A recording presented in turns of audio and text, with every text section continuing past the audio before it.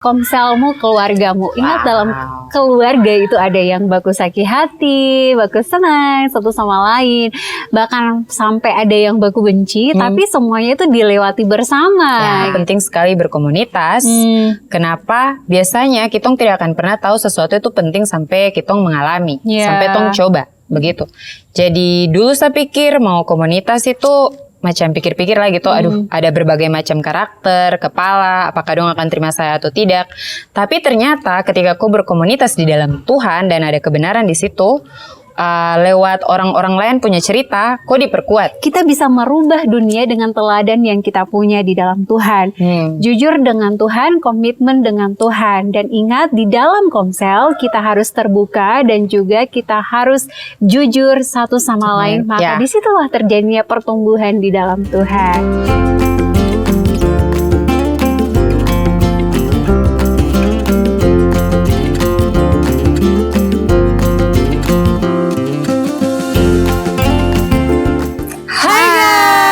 Kembali lagi dengan saya Yolanti Wirano dan saya Putri Tesalonika Yegrim. Lepas nafas, tarik nafas, buka mata. Wah, Putri, senang sekali ya kita bisa berjumpa lagi dengan teman-teman semua yang lagi nonton saat ini. Gimana nih kabarnya? Puji Tuhan, Tuhan kasih banyak penghiburan ya, Kak Yola dan teman-teman. Saya bersyukur sekali di saat-saat mungkin tidak mudah ya. Saya yakin bukan hanya saya, tapi mungkin ada beberapa orang yang mengalami hal yang sama tentang kedukaan. Mungkin teman-teman perlu ketahui ya, yang teman-teman yang belum tahu kalau Putri ini seminggu berlalu sedang mengalami kedukaan gitu. Tapi puji Tuhan, Putri bisa hadir sama-sama di sini, Puji Tuhan. Berbagi firman, dan ya untuk teman-teman semua ya karena Tuhan ya. Ya karena Tuhan sih. Aduh, 100% kalau bukan karena Tuhan, rasa tak kuat sih. Iya betul. Biasanya kan orang-orang kayak gitu yang masih duka, pengennya tuh sudahlah sendiri aja di kamar begitu toh. Tapi Putri mengambil tindakan yang cukup berbeda, mau tetap stay di sini dan tetap berbagi kabar baik ke teman-teman semua. Terima kasih Putri. Ya, sama Kak Yola. Terima kasih teman-teman. Oke guys, kembali lagi di Kita Mau Pondok Podcast. Oke Putri, kali ini kita punya tema di bulan ini, di bulan November ini, kita berbicara soal kalau kau mau cepat, ya jalan sendiri. Kalau kau mau strong, harus sama-sama. Jadi ini tuh bahas tentang bagaimana tong berkomunitas di dalam Tuhan, seperti apa. Dan hari ini kita akan sharing tentang rindu berkumpul bersama dan mencari Tuhan. Wow, berarti kalau sudah bersama ini berbicara soal ini kebersamaan ya dengan teman-teman yang lain. Jadi bukan hanya saya saja, tapi ada Putri, ada kakak di belakang layar. Yo. Oke, kali ini kita akan bahas dari Ibrani berapa? Dari Ibrani 10 ayat 19 sampai 25. Iya, Ibrani 10 ayat 19 sampai 25. Di situ berbicara soal ketekunan ya. Ketekunan. Nah, just information, bahasa Inggris. Maksudnya informasi guys, kitab Ibrani ini memang menurut researchnya itu terada dia penulis gitu. Iya betul kan. Belum tahu siapa, sudah pasti dia orang hebat ya yang tulis kitab ini gitu. Dan juga kitab ini latar belakangnya itu tentang bagaimana iman Kristen gitu, iman seseorang terhadap Yesus gitu. Dan kitab ini juga menceritakan bahwa Yesus tuh lebih besar dari segalanya. Even itu Musa, Yosua gitu kan, dari perjanjian lama gitu. Dia lebih besar dari segalanya gitu. Dan juga dalam kitab Ibrani ini menceritakan bagaimana Yesus berkorban ya untuk kita manusia gitu. Oke, jadi mari kita membahas gitu untuk kitab ini atau pembahasan kita tentang rindu berkumpul bersama dan mencari Tuhan. Nah, biasanya itu kalau Putri kok kalau mau cari tahu sesuatu, bagaimana menurut kok? Apakah lebih mudah kok baca atau ada orang yang bantu kok gitu?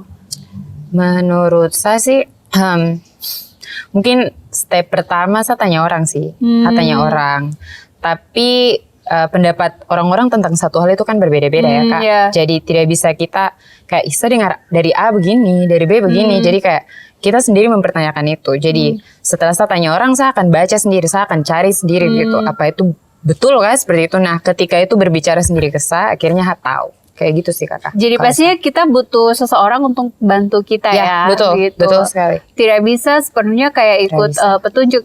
Bahkan kalaupun kita ikut petunjuk, biasanya sih kalau saya tidak tahu apa-apa, saya akan buka YouTube, saya cari tutorial. Intinya saya butuh seseorang untuk mempraktekkan hal itu, ya. Betul, saya setuju sekali. Dan itu sangat-sangat penting yang namanya komunitas. Gitu. Ya. Kita butuh orang lain supaya kita semakin bertumbuh, guys. Bertumbuh, begitu.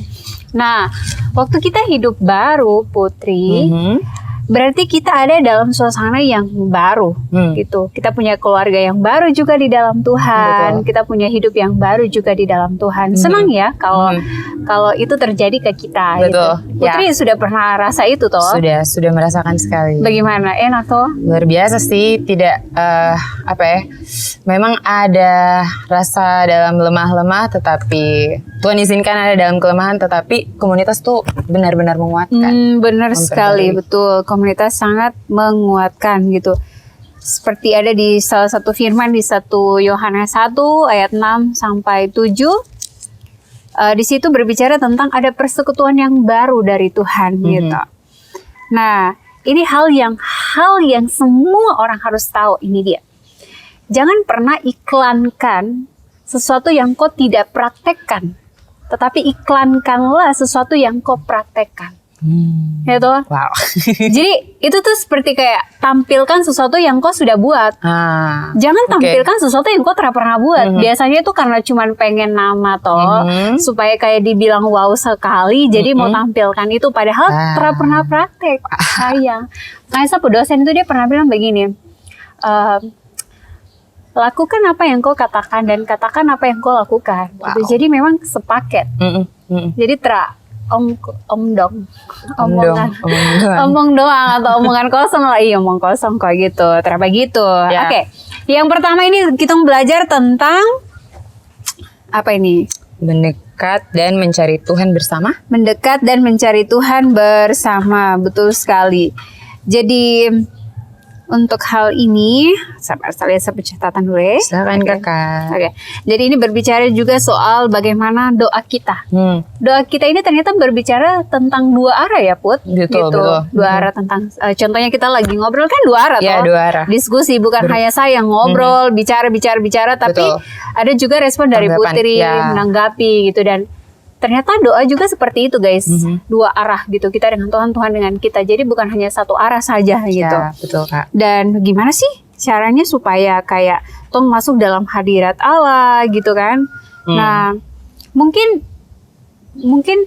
bukan hanya saya saja yang ngerasa, mungkin Putri juga sudah pernah rasa, atau teman-teman di luar sana juga sudah pernah rasa kalau waktu kita sedang berbicara dengan Tuhan, waktu kita sudah dalam hadiratnya, waktu kita sudah serius sekali dengan Tuhan, ada bisikan yang bilang, "Jiko terlayak lah."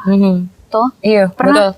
Pernah sering, tidak sering. Sekarang sih tidak. Dulu boleh. Dulu ya. Dulu, betul. Iya. Dulu tuh sering sekali. Kakak mau saya ini? Iya, silakan. Iya. Jadi contohnya kayak kalau baca ini ya, kitab Amsal. Oh iya. Itu kan itu berisi sesuatu yang mendidik tuh kan. Tapi lebih ke arah, pasti saya yakin sih kawan-kawan, bukan hanya saya, tapi tong semua ketika baca kitab Amsal atau firman Tuhan begitu tuh yang sangat menegur, tuh kayak masuk ke dalam hati yang terdalam gitu, kayak tong rasa tertuduh gitu, kayak itu lihat. Betul, karena firman itu kan pedang bermata dua toh. Jadi kayak dia betul sekali.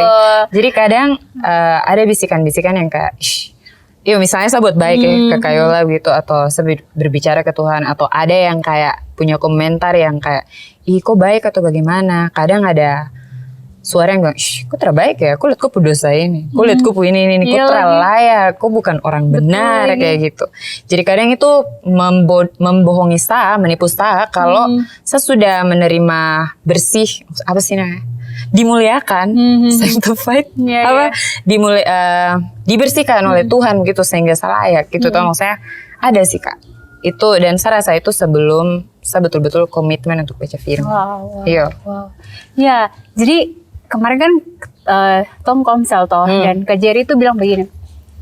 Hai Kak Jerry terada di sini. Kak Jerry tuh bilang begini.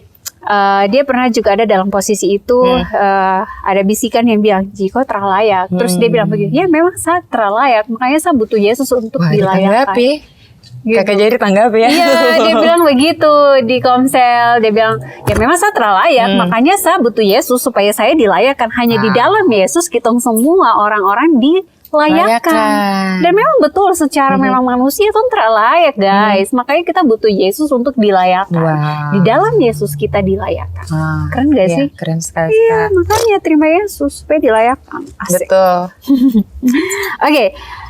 Nah, kemudian juga waktu kita berbicara dengan Tuhan punya Bapa di surga, nah ada yang biasa, ada yang formal, terus bahkan ada yang kayak mungkin dia biasa tuh, jadi itu cuma kayak hafalan begitu tuh. Iya. Kok bagaimana Putri?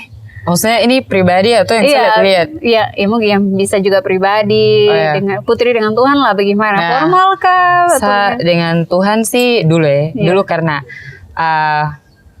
pernah di kepercayaan yang sama juga sih, cuma doktrinnya lebih besar begitu toh. Jadi kayak macam tong harus berdoa atau bagaimana itu sangat ada di aturan, kok tidak boleh salah. Ada satu buku yang memang kok kalau berdoa semua sudah dalam situ. Jadi kayak memang kok harus ikuti segala petunjuk-petunjuk itu. Betul, begitu. Jadi tidak bisa berdoa sembarang-sembarang. Baru akhir dari doa itu pun ada macam aturan yang kau harus bilang kayak begitu, kau harus sebut kayak begitu gitu. Jadi betul-betul kau harus hafal itu. Betul. Dan kalau kau terhafal berarti kau harus lihat gitu. Betul. Jadi pas bisa berdoa dengan rasa dia tuh Bapa dan kayak dia tuh orang yang bisa dianggap komunikasi, bukan tapi patung yang tong komunikasi ke dia, sesuatu yang kita takuti sekali. Maksud saya kita bisa takut kepada Tuhan, tapi ada kalanya karena ketakutan itu membatasi kita untuk terbuka seutuhnya ke Tuhan begitu, karena takut duluan tuh nanti dapat judge dari Tuhan. Padahal Tuhan itu dia maunya kita datang kayak anak kecil yang betul-betul padanya begini tuh kakak. Jadi kayaknya waktu 2015 mulai masuk di dalam komunitas di daerah Sentanis ini, yang dari sapu Bapak Rohani, tahu kata Yola dan teman-teman dan Pokem. Di sini bukan mempromosi apa ya teman-teman, tetapi saya sendiri mengalami, saya akan bicara ini kalau tidak, karena aku rasa bertumbuh di situ. Karena saya berasa bertumbuh. Jadi kayak saya dengar Kakak Yola berdoa ke Tuhan itu macam kayak dengan dia Bapak gitu. Bapak Rohani juga dia bicara dengan Tuhan macam dia Bapak gitu. Jadi kayak orang-orang ini kayak kas keluar aja begitu, bahkan hal terkecil pun kayak Tuhan tadi tagate di depan begitu, kayak gitu.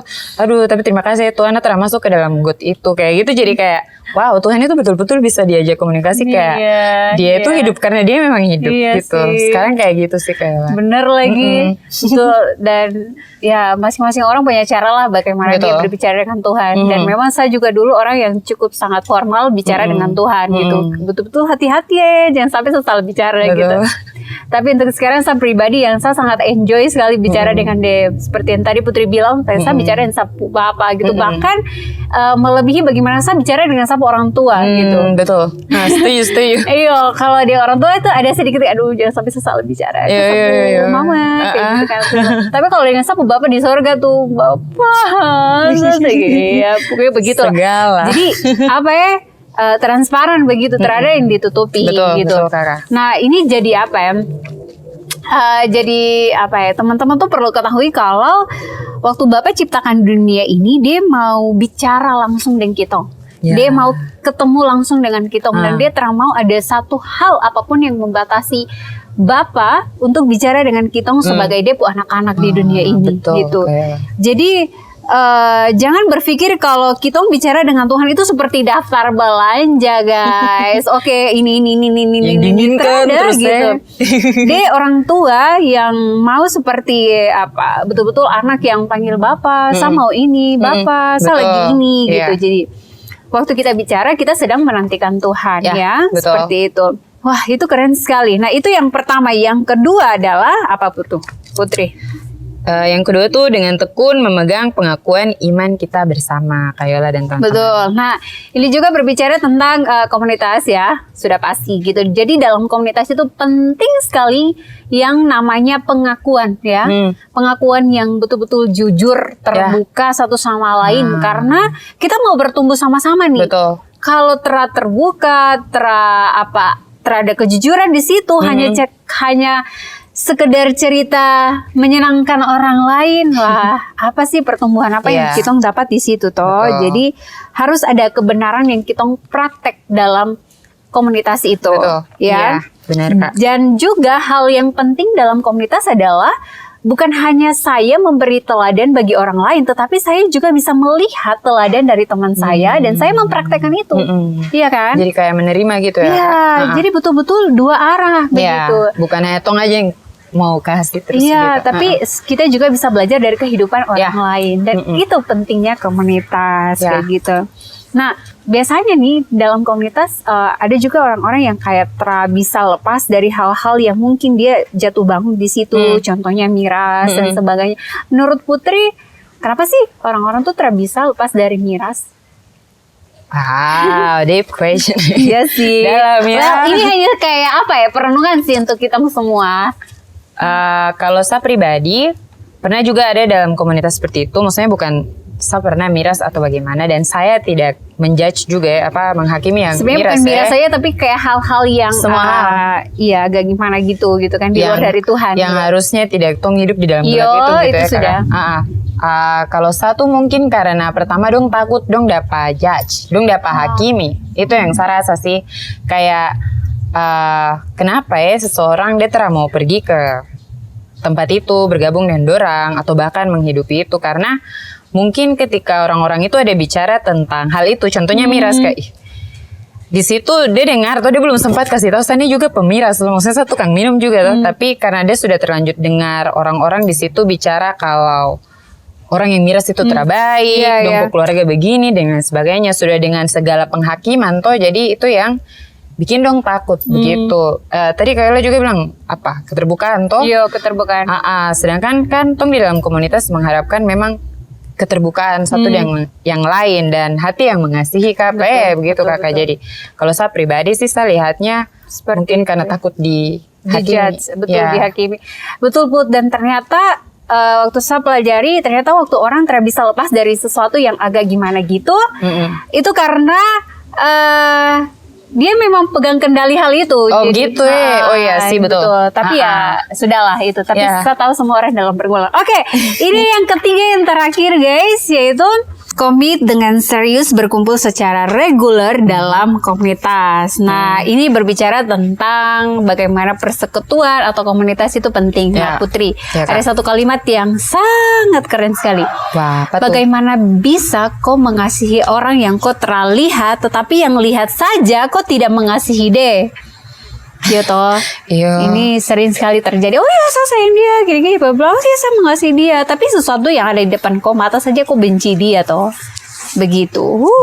Betul. Nah, ini mengajarkan kita untuk supaya kita saling support, mendorong, kayak gitu kan. Kalau ada yang gagal mundur satu langkah, ya kita bantu sebagai teman komunitas untuk dia maju 2 langkah, begitu. Jadi persekutuan harus didasarkan karena kejujuran dan keterbukaan. Oke Put, nah sekarang kita masuk dalam pertanyaan nih. Biasanya nih dalam perkumpulan pasti tuh ada orang alasan toh, don bisa datang karena apa begitu. Yang pertama sibuk, ada acara lain, cuaca termendukung, atau karena dia jarak tuh terlalu jauh. Biasanya kalau Putri sendiri itu kenapa? Kemarin Atra pergi komsel lagi. Pas sekali lagi. Aduh, pas banget ya, pas sekali. Kalau kemarin alasan kemarin sih lebih ke rasa capek sih. Tapi sejujurnya lebih jujur lagi. Maksudnya ini jujur aja, kita terbuka saja. Mungkin karena ada pikiran-pikiran yang ini supaya teman-teman tahu juga betapa pentingnya untuk terdengar tong pu diri. Saya sendiri selama ini bilang di podcast kalau boleh dengar tong pikiran, tong perasaan, tapi saya mempraktekannya kemarin itu hari Minggu. Ya. Betul. Dan yang saya mau bilang di sini adalah kemarin ada juga ketakutan kayak kan komsel rame tuh toh, banyak teman-teman. Takutnya nanti dong ada tanya-tanya kore-kore sedikit tentang kedukaan kemarin gitu. Saya takutnya terlalu emosional. Karena waktu papa sakit itu ada teman-teman juga di situ toh, dan saya dengar berbagai macam pengalaman dari teman-teman, dan kadang kalau melihat muka-muka itu saya justru kayak mau menangis gitu. Takutnya kalau saya down begitu saya tidak bisa banyak saya tidak bisa produktif begitu. Saya tidak bisa berkegiatan begitu. Saya takutnya begitu. Tapi waktu saya baca firman lagi kembali yang kemarin toh kakak tentang betapa pentingnya persekutuan, dan itu terus bilang dengan kata mari toh kakak. Jadi saya kayak sebenarnya yang menguatkan saya pada saat kedukaan ini juga adalah teman-teman di dalam komsel sendiri. Karena mereka sudah melewati itu, hal yang nyata yang tidak segampang itu, tetapi dong membuktikan ke saya kalau dorang pu panutan, dorang pu fokus itu ke Tuhan Yesus dan firman yang memberikan pengharapan ke dong pu hati sehingga dong kuat. Jadi saya sadari itu juga, dan ada rasa penyesalan juga atas hal saya tidak datang ke komsel begitu. Jadi bahkan maksudnya papa punya pesan juga kan untuk terus beritakan kerajaan Allah toh, kabar baik toh, baru kenapa saya harus berhenti dan menarik diri, karena saya pu adik laki-laki juga bilang, kak kok tidak boleh menyerah, kok harus tetap lanjutkan yang kau sudah yang Tuhan sudah izinkan kau lakukan begitu untuk dia punya nama. Jadi itu sih kalau saya pribadi. Tapi hal yang lainnya adalah mungkin mungkin karena dari yang saya tadi cerita itu, yang saya pikirkan itu adalah mungkin karena ketakutan orang-orang di dalam komsel itu sendiri yang bisa judge kok gitu. Padahal bisa jadi itu cuma asumsi diri sendiri. Kalau itu dari saya pribadi gitu kakak. Menurut kakak? Kalau kakak? Kalau saya pasti saya sibuk. Pasti kakak sibuk. Kalau itu kakak ya? Ya saya yakin sih. Oke, saya akan tanya kakak. Berdasarkan kenyataan bahwa pengorbanan dari Yesus itu kasih siap jalan ke Allah Bapa, Tong tuh harus siap buat apa sekarang? Begitu kakak. Terus kan di dalam ayat-ayat yang di Ibrani pasal 10 ayat 19 sampai 25 itu muncul 4 kali tuh tentang kata mari kita. Toh, jadi 4 hal yang harus tong buat ini kelihatannya bagaimana di kakak Yola pu hidup? Tadi kan Putri juga sudah jelaskan gitu kan, bagaimana tentang mari itu sebuah ajakan gitu dari Tuhan, dan itu menguatkan kau juga toh. Jadi memang ajakan ini suatu ya Tuhan bilang mari mari gitu. Ini 4 kali dibilang, jadi sesuatu yang sangat penting gitu. Jadi kayak mari menghadap Allah, berarti ya di situ Allah mau bilang kalau dengan satu ada masa depan gitu. Ini sesuatu yang kau harus ada aksi, bergerak di situ. Jangan kau cuma berdiam di tempat begitu, tidak. Dan itu mari berpegang teguh di situ artinya memang betul-betul kau harus pegang teguh firman itu gitu. Apa kata firman Tuhan ya lu kau buat gitu. Iya, betul. Dan di sini juga dibilang saling memperhatikan ya nggak sih kalau nggak salah. Iya, betul, ya, saling memperhatikan. Iya, betul memperhatikan gitu kan. Artinya kau memusatkan kau punya perhatian penuh di situ gitu kan. Betul. Walaupun ada apapun yang di samping tetap kau punya perhatian itu ke Tuhan gitu. Betul. Dan juga marilah untuk saling menasehati gitu.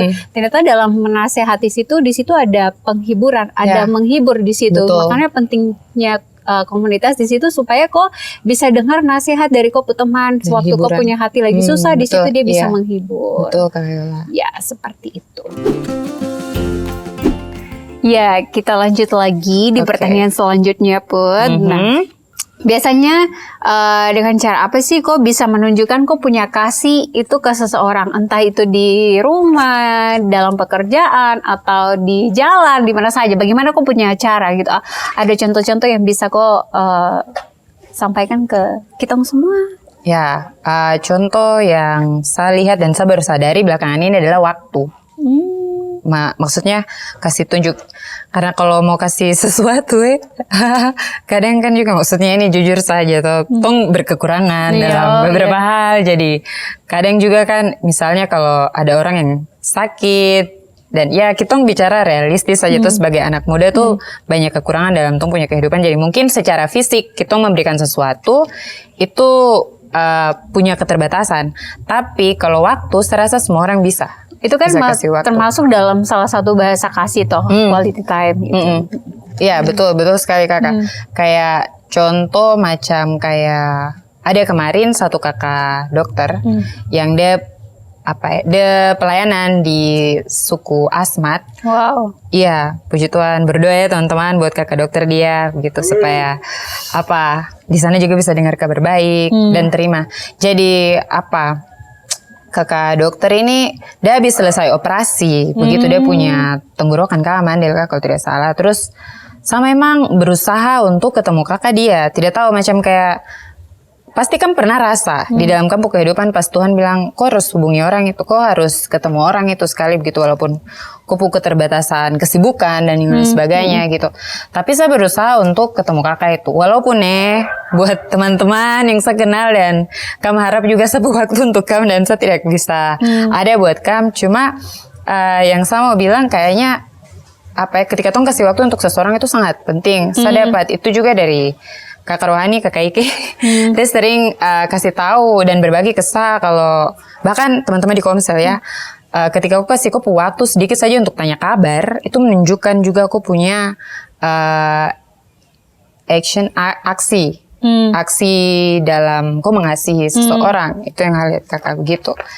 Kayak kemarin saya dengar kakak kamu pergi ke di Komselnya kita juga ada pergi nih kak, doakan orang toh. Iya, jadi itu juga luar biasa. Begitu sih kakak bagaimana? Sebagai orang yang sudah terima Yesus, seperti itulah pasti kita harus mempraktekkan kasih itu ya. Betul. Mencerminkan kasih itu. Waktu saya harus marah, tapi saya menahan itu untuk sabar, mencerminkan Yesus. Sabar gitu, walaupun memang di dalam membara gitu, tapi ekspresi harus tetap dikontrol. Ya bukan pura-pura sih, cuman karena kita sudah jadi anak Tuhan tuh, jadi kayak pengendalian Roh Kudus dalam Tom punya hidup tuh lebih itu yang harus diutamakan gitu daripada Tom punya nafsu ingin marah, contoh kayak gitu. Gitu ya kak. Ya, berarti yang tadi dua bilang itu masih beberapa dibandingkan banyaknya ya. Pasti ada banyak hal lagi. Oke. Pertanyaan selanjutnya Bu? Saya yang tanya kakak. Ya, oke. Jadi nomor 4 toh kak. Jadi apakah kakak lebih senang teman yang jujur, yang kasih tahu semua tentang kakak, atau teman yang dia karena jaga kakak perasaan jadi dia tidak jujur begitu?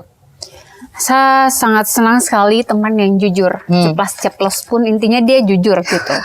Saya tahu itu menyakitkan waktu dia berkata jujur, tapi lebih baik sakit hati karena jujur daripada senang karena dibohongi. Saya tersuka itu. Dan saya tidak suka tuh dibohongi, apalagi kan saya perempuan guys. Wow. Intinya saya tidak suka orang-orang yang bohong. Sama waktu kamu bicara dengan saya, bicaralah dengan jujur. Dan sudah pasti saya akan bicara jujur juga dengan orang-orang yang bicara dengan saya. Saya tidak mau ada kebohongan di antara kita Put, atau dengan siapa saja di luar sana. Wah. Kayak gitu. Putri gimana? Wah. Dengar Kak Yola nih jadi malu diri. Bagaimana ya? Ini masih belajar, tapi saya setuju sekali dengan yang Kak Yola bilang. Ada satu teman yang dulu saya bikin apa saja dengan sapu diri, berat tanya dia bilang, tidak apa-apa, yang penting kau senang, gitu toh. Tapi padahal menurut beberapa orang yang vital dalam sapu hidup, itu yang kayak mana? Maksudnya yang sangat penting begitu toh, macam kayak sap mama dan yang lain sebagainya. Dia bilang, kok tidak seharusnya kayak begitu. Jadi saya bilang, sebenarnya yang teman ini bilang betul tidak. Saya tidak menyalahkan dia juga. Tapi betul, alangkah lebih baiknya kalau kita cari teman-teman yang jujur, yang kasih tahu apa yang ada dalam dong punya isi hati untuk membangun kita juga tuh kakak gitu. Dan ya itu sih kakak. Oke. Pertanyaan selanjutnya. Oke kakak. Kok pernah tidak sih Put, kok waktu doa tuh kok rasa terlayak begitu? Oke. Dan bagaimana kok bisa lewati hal itu? Pernah sih kakak. Dulu waktu, tapi kayaknya saya bahas tentang ini tadi di diskusi. Cuma betul ya. Maksudnya bicara deh poin aja ya kakak. Jadi saya rasa yang terkadang dulu yang pernah saya alami, saya rasa tidak layak itu adalah karena saya lupa Sani sudah ditebus Tuhan sih. Betul, begitu. Ciptaan baru. Betul, ciptaan baru. Saya lupa fakta itu kalau ternyata walaupun besok saya akan buat dosa, saya tetap layak karena dilayakkan oleh Kristus. Bukan karena sapu perbuatan begitu. Jadi dulu saya tinggal di dalam kegelapan karena saya sendiri yang pilih untuk percaya. Saya tinggal dalam kegelapan gitu. Karena misalnya nih toh, tong sudah perjamuan, terus macam kayak sudah dengar firman, su penyegaran dan lain sebagainya. Tapi begini, ingat lagi. Tapi satu masih, maksudnya ini kita buka-bukaan aja ya, macam kayak dulu tuh. Jangan buka-bukaan. Apa? Iya lanjut. Iya maksudnya bukan tentang ini, maksudnya cerita kakak. Iya. Jadi contohnya kayak dulu berdoa di hadapan Tuhan, ikut komunitas, macam kayak ada komunitasnya tuh macam memberkati, mengajar anak-anak.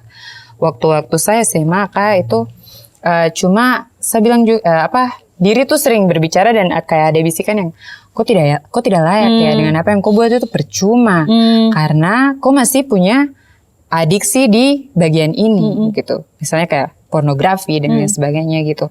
Kok tidak layak ya? Nanti kok bikin gini, kok balik lagi, kok dosa itu. Ih apa nih? Kok tidak layak, kok tidak bisa masuk surga gitu. Dan karena saat itu juga saya lebih memilih untuk memberikan saya punya perhatian ke kegelapan itu, perbuatan kegelapan itu dibandingkan firman Tuhan.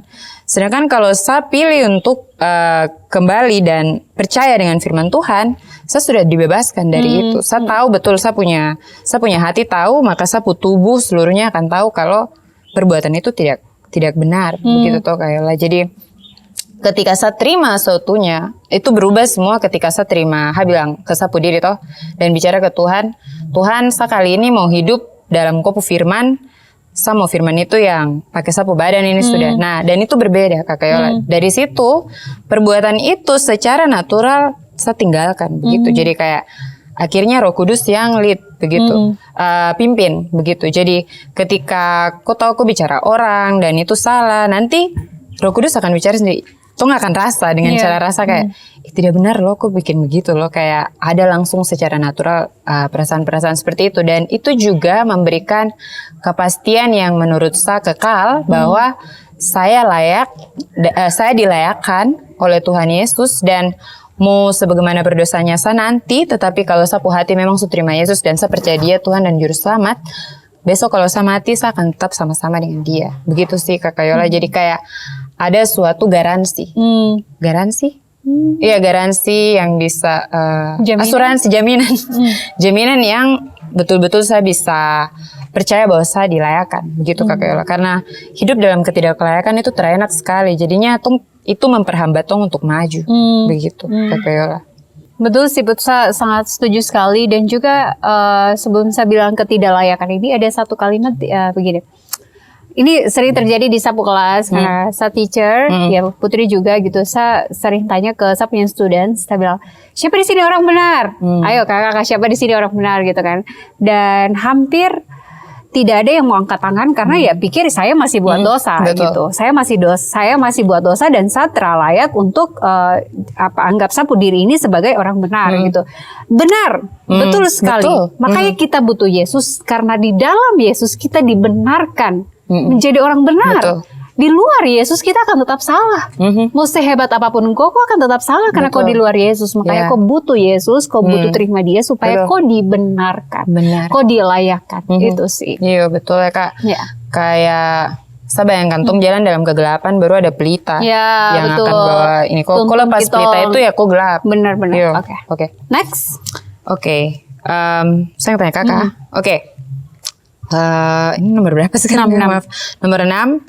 Dalam Kakak komunitas, apakah Kakak tuh orang yang susah terima orang baru yang masuk ke dalam komunitas itu atau tidak? Saya tipikal orang yang saya akan terima siapapun dia. Karena saya ingin memperlihatkan bagaimana keluarga Allah dalam komunitas itu. Keren. Itu sih, itu saja. Saya pengen kasih lihat ini. Kau lihat nih, ada keluarga yang seperti ini, yang betul-betul di dalam Tuhan. Kalau kau tidak pernah dapat itu di luar sana, kau dapat di dalam sini. Itu sih, itu saja. Kalau Putri? Kalau saya mungkin apa ya? Pas tahun-tahun kemarin sih masih ada rasa kayak susah untuk terima orang baru di dalam komunitas. Maksudnya jujur lagi karena saya takut misalnya atensi itu apa sih? Perhatian. Iya, Perhatian orang yang sudah ada dalam komunitas yang sudah terbiasa dengan saya itu akan kedorang gitu. Di situ juga kenapa bisa ada pemikiran itu lagi? Karena saya tidak mempercayai firman atau menghidupi firman. Sedangkan kalau saya percaya dan saya hidupi dan saya terima firman itu di saya, itu sangat tidak mungkin untuk saya tidak bisa terima orang itu, gitu Kak Yola. Jadi, tapi ketika sekarang sudah terima firman, lihat juga dari kakak dong yang praktek tuh, macam kayak Kak Yola, kayak ke semua orang yang saya lihat ya kakak secara pribadi, Kak Yola orangnya begitu, dia menerima gitu, mau kok sekacau yang tong dalam tong pemata daging bisa bilang, tapi kakak tetap kayak begitu, tidak ada kayak beda-beda begitu ya kakak.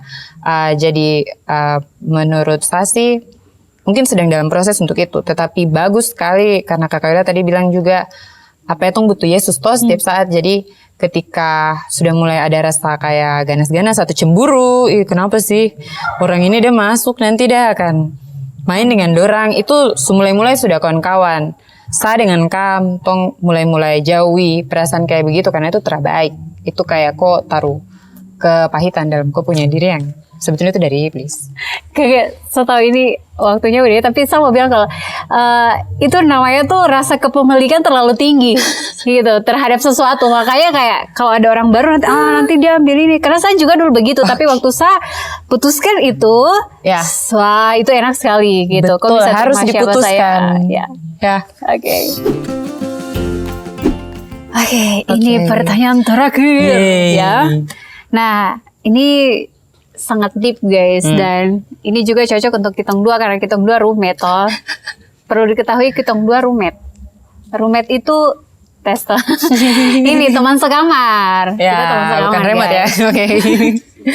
Jadi hal apa yang Putri pikir kitong dua atau komunitas lain sama bisa ini nih terbangun nih rasa kekeluargaannya? Apakah dengan ramai-ramai saja, yang penting tuh dua semangat setiap hari, atau ada tantangan? Ini nanti bisa terjadi nih kalau ngomong begini. Sensitif jika Kak putuskan dalam namanya Suster. Oke. Apa ya? Mungkin tantangan Kak bilang gitu. Karena mau senang-senang aja di maksudnya saya masih muda sih, tapi di masa-masa muda yang sebelum sekarang muda ini, gimana ya bilangnya? Di masa muda sekarang ini, masa muda yang dulu lebih muda dari hari ini. Masa lalu. Di masa lalu itu mungkin sudah ada di dalam, sudah pernah mengalami komunitas yang senang-senang tuh. Cuma senang-senang dan tidak ada tujuan sebenarnya dari senang-senang itu. Jadi kayak kok ada masalah tapi kok tetap senang-senang, itu tidak menyelesaikan dengan senang-senang itu. Jadi kayak menurut saya tidak perlu, bukan saya tidak perlu, tapi kita mungkin tidak perlu untuk punya komunitas yang senang-senang saja. Bukan berarti kok tidak boleh senang, perlu senang, tapi mungkin bukan senang kape sukacita, lebih ke arah sukacita yang berasal dari Tuhan. Menurut saya tantangan itu perlu. Kayak ini roommate ini.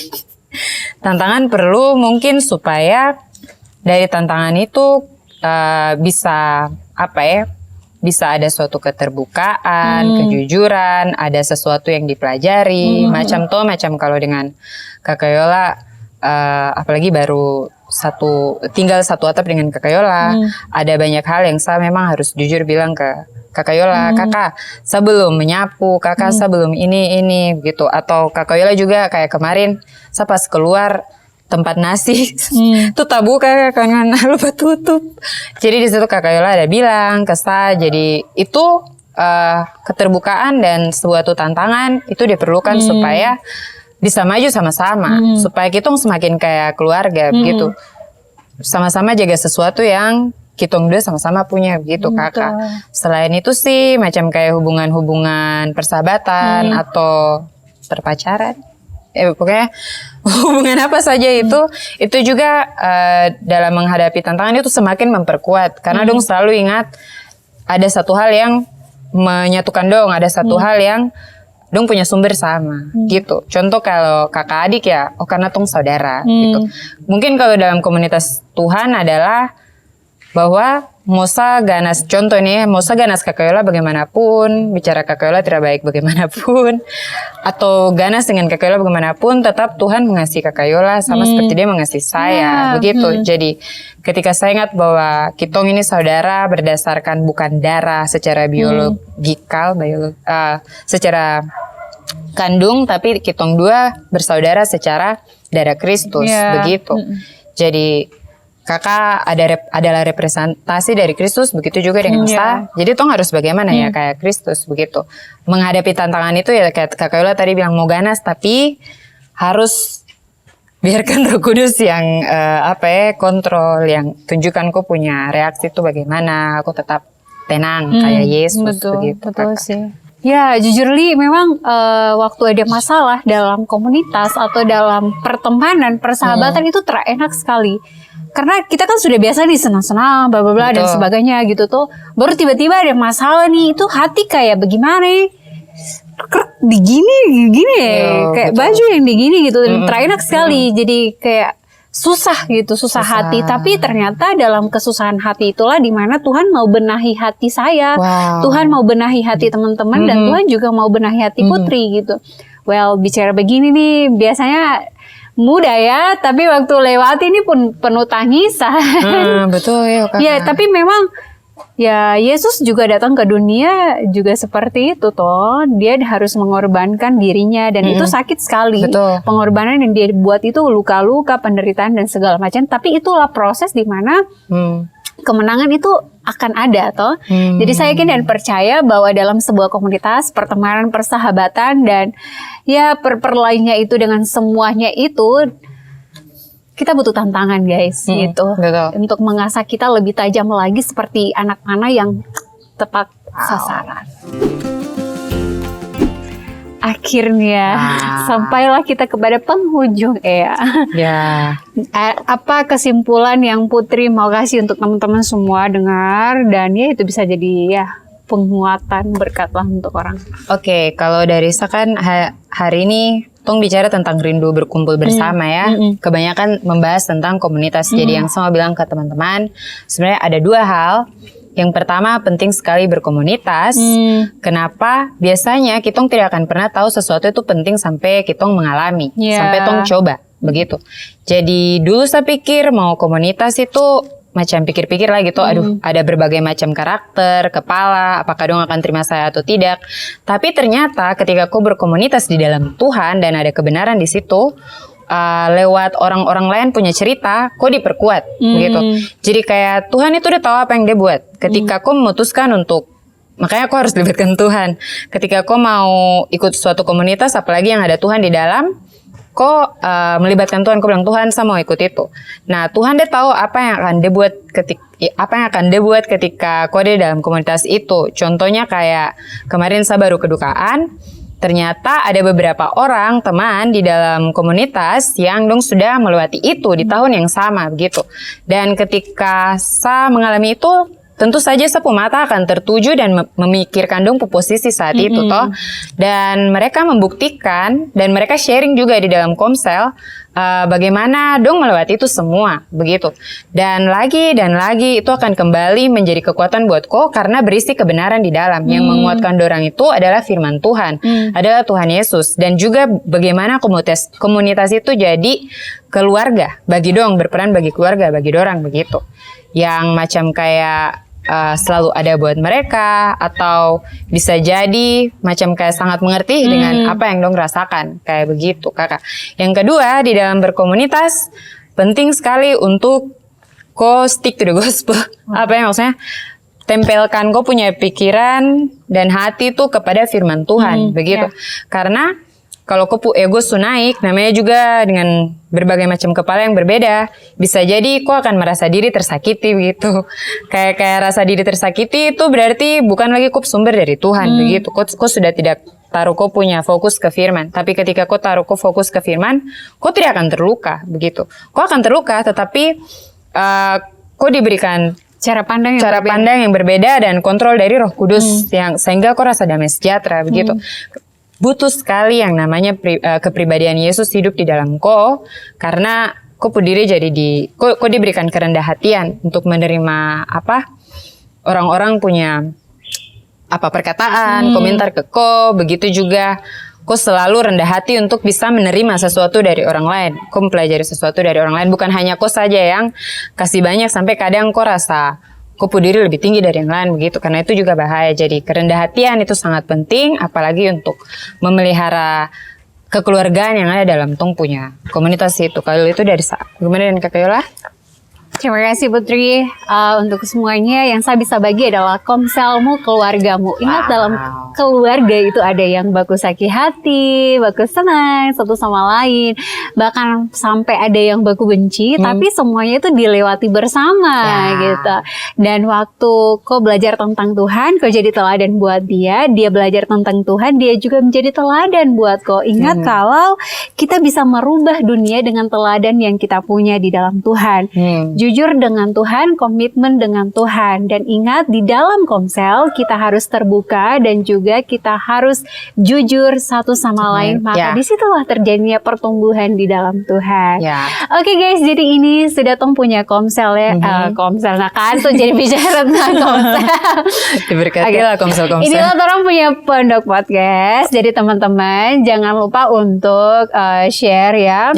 Ini sudah episode 30-an ya. 34. Jadi teman-teman terima kasih sekali lagi buat kalian semua yang selalu support Kitong dalam doa. Terima kasih. Dalam apapun itu yang sudah follow YouTube, yang belum follow mari follow. Follow Tompu YouTube, apalagi Spotify, TikTok, Instagram ya. Dan YouTube juga sudah pasti. Dan teman-teman yang nonton jangan lupa untuk terus komen apapun yang kau rasa kau diberkati atau kau rasa begini-begini, kau mau tanya pun tong siap untuk menjawab itu. Jadi dan share ini ke kamu punya teman-teman, kau punya orang tua, kau punya sahabat, pacar atau musuh. Musuh juga ya. Kemudian orang-orang yang kau pengen share silakan, dan kami mau bilang terima kasih sekali. Tuhan Yesus memberkati kami semua dan tetap ditong punya Pondok Podcast.